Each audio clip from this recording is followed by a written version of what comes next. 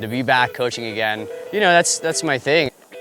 Going back to the basics, I mean, that is really a definitive example of what I did in the world of surfing. It was pretty rad. Like, he definitely just went for it every time. It's hard to very simply quantify the whole experience, but it's like being stuck in paradise. Just doing my thing.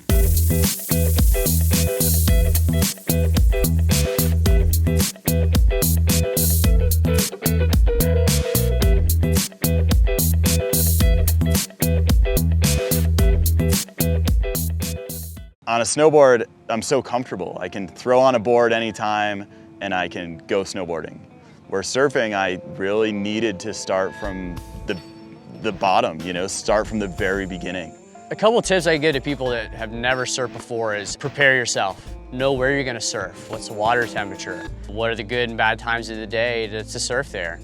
Watch surf coaches' videos and practice, you know, the fundamentals before you get in the water so you have an idea of what's going on. The next thing I would say is have realistic expectations. Don't expect to go out and just crush it. Expect to go out and have a good time.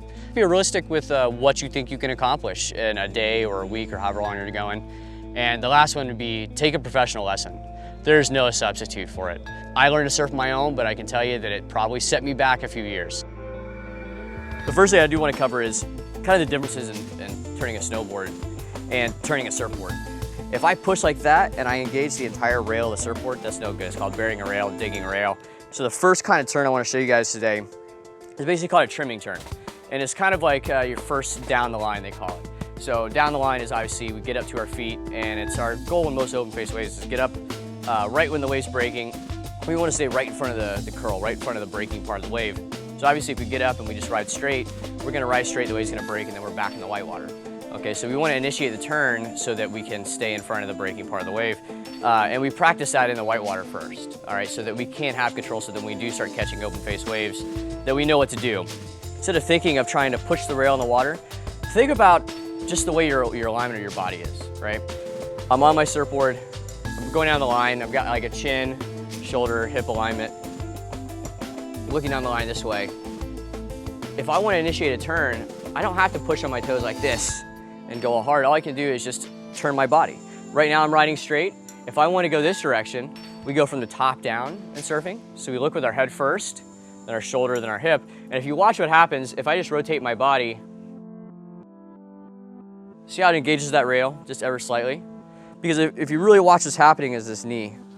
As I roll over, as I turn my shoulders and hips, that knee rolls in, okay? And it's just a very subtle turn.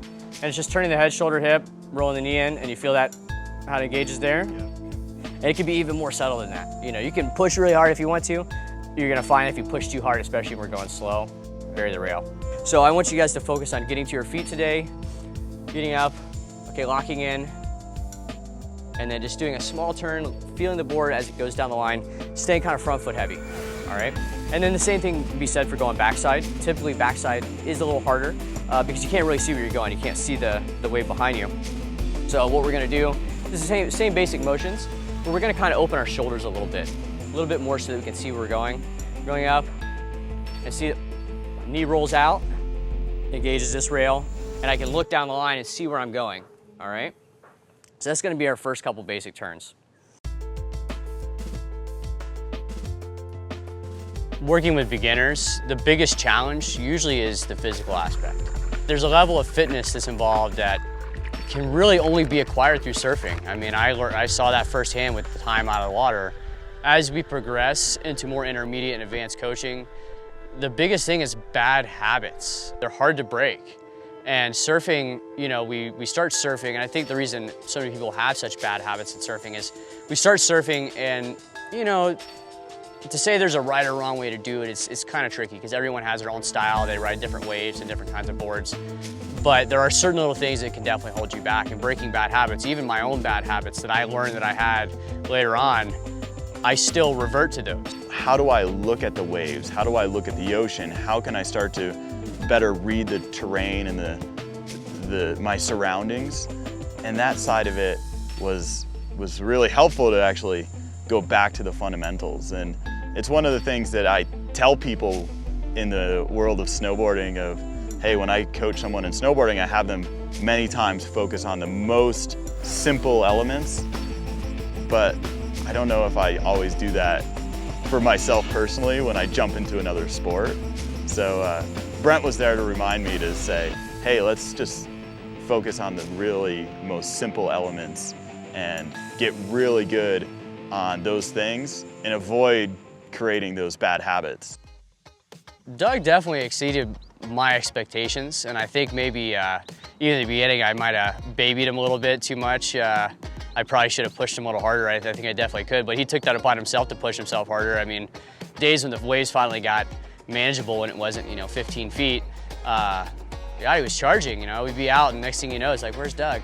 Oh, he's out the back. Oh, he's on an open face wave. Oh, he's going down the line. What's he doing? I didn't teach him that. It's like, it was pretty rad. Like, he definitely just went for it. It was funny because I wanted to get some GoPro footage, and I went out with a longboard and the GoPro, and I think I quickly realized how challenging it was to add just one more element into the experience of going surfing, of like having to deal with the camera. And also, like, if you get pounded by the wave, the camera, you had to readjust it and move. But when I was out there, I was like, okay, I've got a lot going on.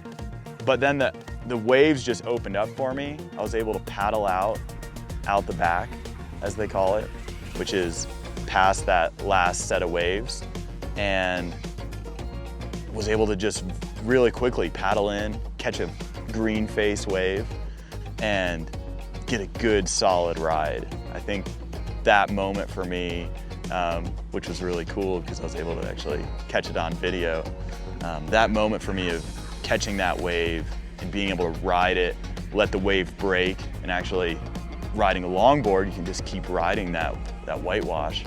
I think that really kind of did it for me, and it not only helped me connect to being a surfer, it also connected me to, I want to surf more. I want to be out more, and I've kind of drank the Kool-Aid per se. Yeah, it was a cool feeling to get out there with you guys and get you going and watch you learn.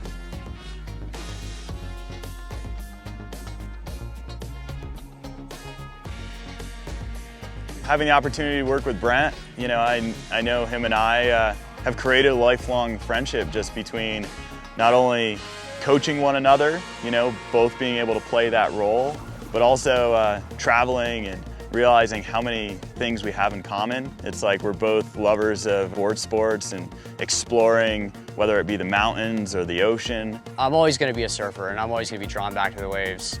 And in my long, long life of surfing, seems like a long break now, but it's really a small break. And it's something I think I needed, and I'm really enjoying, being out here. And it's just so beautiful here. The weather's great, and I'm enjoying snowboarding, and I want to give snowboarding one more solid season. I think I owe it to myself to do that, to spend all this time and money and effort to come out here and leave what I love to do, surfing, to come learn to snowboard. I think it'd be silly to leave after one season and not give it another good solid go to see how far I can take this. Right now, the mountains kind of have my attention, and I'm excited for snow. As beautiful it is right now. It's warm out, sitting on the lake. I can't wait till it starts dumping snow again. I'm like so excited. I'm over this hot weather, man. Give me like a big jacket and some snowbanks. I'm ready.